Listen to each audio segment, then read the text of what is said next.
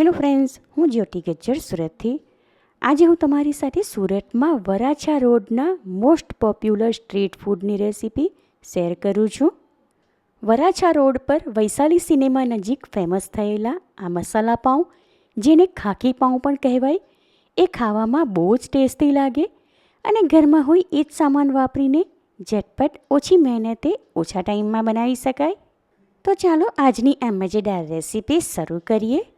ખાખી પાઉંમાં ભરવાનો બટાકાનો મસાલો તૈયાર કરવા માટે મેં અહીં 4 મીડિયમ સાઇઝના બટાકા બાફી લીધા. એની ઉપરની છાલ ઉતારીને મેશ કરી લઈએ. મસાલો વાટવા માટે 5 નંગ તીખા લીલા મરચાં, લીલા લસણની આગળ જે કળી હોય એ 7થી 8 લીધી. તમે એના બદલે સૂકા લસણની કળી લઈ શકો. 1 ઇંચ આદુનો ટુકડો લીધો.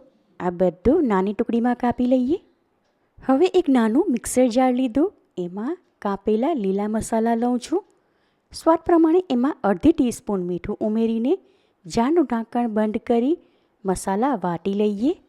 પાણી ઉમેર્યા વગર આવો અધકચરો મસાલો વાટી લીધો. એને મિક્સર જારમાંથી એક ડીશમાં કાઢી લઉં છું. આગળના સ્ટેપમાં એક ફ્રાય પેન લઈને સ્ટવ ઉપર ગરમ કરવા મૂકી ત્યાં ગેસ ફ્લેમ લો ટુ મીડિયમની વચ્ચે રાખીને ફ્રાય પેનમાં 1 ટેબલસ્પૂન જેટલું તેલ લઉં છું.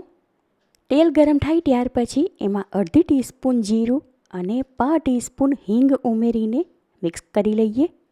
એને થોડી સેકન્ડ માટે શેકી લીધા બાદ વાટેલો લીલો મસાલો એમાં ઉમેરીને મિક્સ કરી લઈએ. સાથે આમાં 1/3 ટીસ્પૂન હળદર, અડધી ટીસ્પૂન ધાણા જીરું પાવડર અને 1/3 ટીસ્પૂન જેટલો ગરમ મસાલો ઉમેરું છું. લીલા મસાલા સાથે બેઝિક મસાલા મિક્સ કરી એને પણ સાંતળી લઈએ. મસાલો વાટ્યો ત્યારે એમાં મીઠું નાખ્યું હતું, માટે સ્વાદ પ્રમાણે હવે 5 ટીસ્પૂન જેટલું ઉમેરું છું. મસાલો શેકાઈ ગયો એટલે એમાંથી તેલ છૂટું પડી ગયું. હવે મેશ કરેલા બટાકા આમાં ઉમેરીને સારી રીતે મિક્સ કરી લઈએ. સાથે આમાં 1 ટેબલસ્પૂન જેટલી ઝીણી કાપેલી કોથમીર ઉમેરીને મિક્સ કરી લઈએ. બટાકાનો મસાલો તૈયાર છે, માટે આ ટાઈમ પર ટેસ્ટ કરી લઉં છું. સ્વાદ પ્રમાણે આમાં મીઠું ઓછું લાગે છે, માટે 5 ટીસ્પૂન જેટલું ઉમેરું છું. હવે ગેસ ફ્લેમ ઓફ કરીને આ મસાલો ફ્રાય પેનમાંથી એક બીજા વાસણમાં કાઢી લઉં છું. મસાલા પાઉં માટે એક મોટી સાઇઝનો કાંદો ઝીણો કાપી લીધો. એને હાથ વડે મસળી લઈએ એટલે એના દરેક પડ છૂટા પડી જાય. 2 ટેબલસ્પૂન જેટલા ઝીણા કાપેલા લીલા કાંદા લીધા. એને આ કાપેલા કાંદા સાથે મિક્સ કરી લઈએ. સાથે એમાં 1 ટેબલસ્પૂન જેટલી ઝીણી કાપેલી કોથમીર ઉમેરું છું. આ બધું પહેલેથી જ મિક્સ કરી લીધું હોય તો મસાલા પાઉંમાં અલગ અલગ નાખવાની જરૂર ન પડે. મિક્સ કરેલા કાંદા અને કોથમીર ચોપિંગ બોર્ડ ઉપરથી લઈને એક વાડકીમાં ભરી દઉં છું.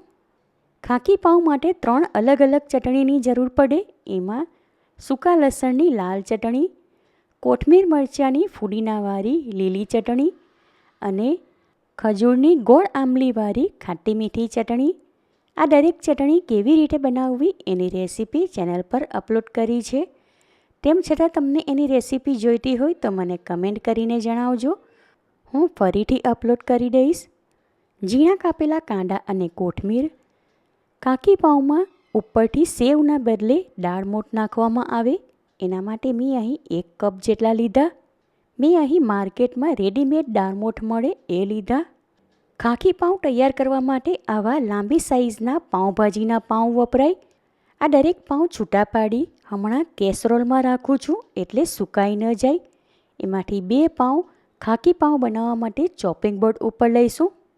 પાઉંને ઉપરથી કાપીને એની કિનારી સરખી કરી લઈએ. ત્યારબાદ એના સાઈડના ભાગ ઉપર આ રીતે કટ લગાવું છું. બંને પાઉંની સાઈડે વચ્ચેના ભાગમાં આ રીતે કટ લગાવ્યો. ત્યાં આગળ બટાકાનો મસાલો ભરું છું. પાઉંની સાઈડે 3/4 ભાગમાં જ કટ લગાવશું. બાકીનો 1/4 ભાગ આમ જ છોડી દઈશું એટલે એમાં મસાલો ભરીએ એ નીચેથી બહાર ન આવી જાય. પાઉંની સાઈડ ઉપર જ્યાં કટ લગાવ્યો ત્યાં અંદર 2 ટેબલસ્પૂન જેટલો બટાકાનો મસાલો ભરીને હલકે હાથે પ્રેસ કરીએ એટલે મસાલો એમાં સારી રીતે સેટ થઈ જાય. બીજા પાઉંમાં પણ એ જ પ્રમાણે બટાકાનો મસાલો ભરી દીધો. હવે આ બંને પાઉં ડીશમાં ગોઠવીને મૂકી દીધા.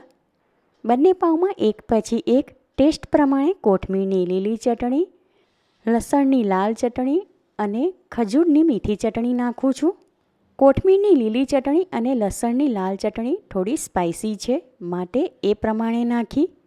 બધાની ફેવરિટ ખજૂરની ગોળ આંબલીવાળી ખાટી મીઠી ચટણી થોડી વધારે નાખવી, એનો ટેસ્ટ આમાં સારો લાગે. એની ઉપર ઝીણા કાપેલા કાંદા નાખીને ઉપરથી ચાટ મસાલો સ્પ્રિંકલ કરું છું. હવે આમાં ઉપર દાળમોઠ નાખીને ઉપરથી ઝીણી કાપેલી કોથમીર નાખી આ મસાલા પાઉંને સજાવું છું. સુરતનું famous street food super tasty ખાખી પાઉં તૈયાર છે. જોઈને તરત જ ખાવાનું મન થઈ જાય એવા આ મસાલા પાઉં એકદમ ટેસ્ટી ચટપટા લાગે. ગરમીમાં લાંબો ટાઈમ સુધી સ્ટવ સામે ઊભા રહીને શેકવાની ઝંઝટ વગર આ મસાલા પાઉં સાંજના ટાઈમ પર ખાવા માટે માત્ર 12થી 15 મિનિટમાં જ બનાવી શકાય. એકવાર આ રીતે તમે સુરતના ફેમસ આ મસાલા પાઉં ઘરે બનાવશો તો ગેરંટી સાથે કહું ઘરમાં નાના મોટા બધા જ વખાણ કરીને ખાશે. માટે આ રેસીપી તમે જરૂરથી ટ્રાય કરો.